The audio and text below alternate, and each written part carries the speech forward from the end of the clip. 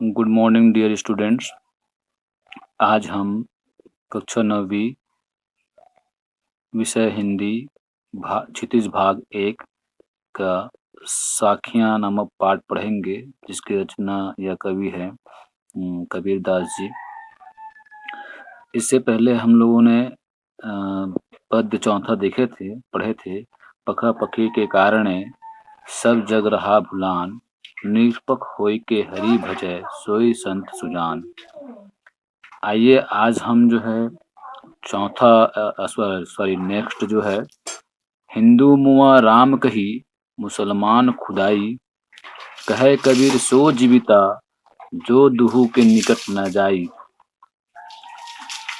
इस पद्य में कबीर दास जी बताना चाहते हैं कि हिंदू और मुसलमानों की धार्मिक कट्टरता पर प्रहार करते हुए कबीर कहते हैं कि हिंदू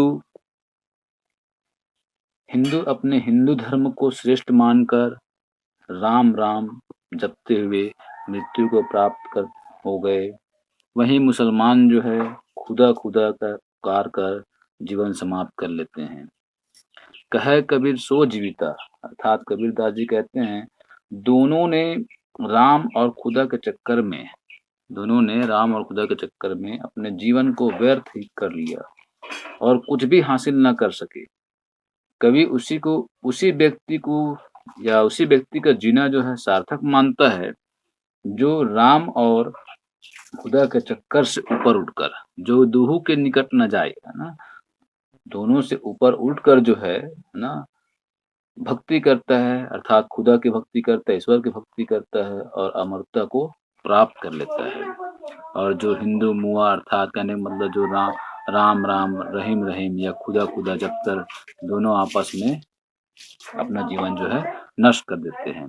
इसके बाद जो है अगला पद्य में हम देखते हैं, कबीर काबा फिरी काशी भया, राम ही भया रहीम, मोट चून मैदा भया, मैं बैठी कबीरा जिम। इस पद्य के माध्यम से कबीर दास जी बताना चाहते हैं कि मैं सब जगह यहाँ वहाँ सब जगह भ्रमण किया हूँ। अर्थात कबीर दास जी कहते हैं धार्मिक संकीर्णता में फंसकर काबा और काशी तथा राम और रहीम में अंतर समझता था। कबीर दास जी स्वयं कहते हैं कि मैं धार्मिक संकीर्णता के कारण से राम और रहीम में अंतर समझता था, किंतु धार्मिक संकीर्णता से ऊपर उठकर सोचने पर हिंदू मुसलमानों के धार्मिक स्थल काशी और काबा, हिंदुओं की धार्मिक स्थल काशी है और मुसलमानों के धार्मिक स्थल काबा है। काशी और काबा में कोई भेद नहीं रह गया। राम और रहीम का नाम एक समान पवित्र बन रहा है, एक समान बन गया। अब तक मैं जिस अब तक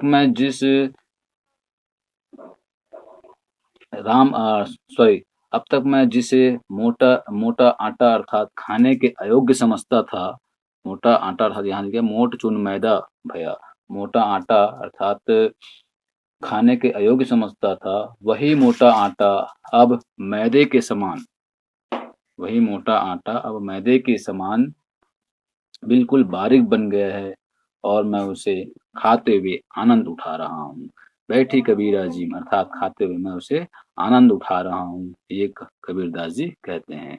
इसके बाद जो है अगला जो साखियां हैं वो है, ऊंचे कुल का जन्मिया जो जे करनी ऊंच न होई, सुबरन कलश सुरा भरा साधु निंदा सोई। कबीर दास जी कहते हैं कि कोई व्यक्ति केवल ऊंचे कुल में या अच्छे परिवार में, अच्छे खानदान में पैदा होने से महान नहीं बन जाता,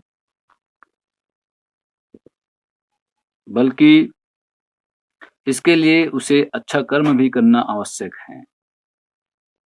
अर्थात कर्म ही प्रधान है।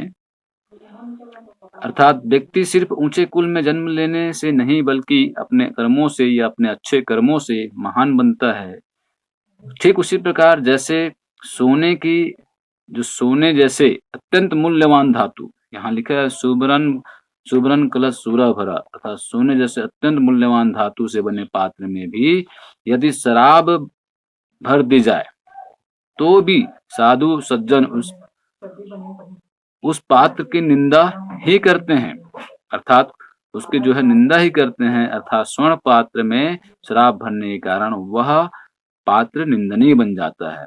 अब देखिए इतनी महंगी है ना जो सोना है, उस पर अगर सूरा भर दिया जाए, शराब भर दिया जाए, तब भी उस पात्र की निंदा होती है। इसीलिए कर्म, अच्छे कर्मों से लोग जो है महान बनते हैं, न कि ऊंचे कुल में जन्म लेने से या ऊंचे खानदान में या अच्छे परिवार में जन्म लेने से महान बनते हैं, बल्कि अच्छे कर्मों से महान बनते हैं। धन्यवाद। आगे हम इसके शब्द जो है पढ़ेंगे, ये तो साखियां हैं, आगे हम वीडियो में शब्द पढ़ेंगे। धन्यवाद।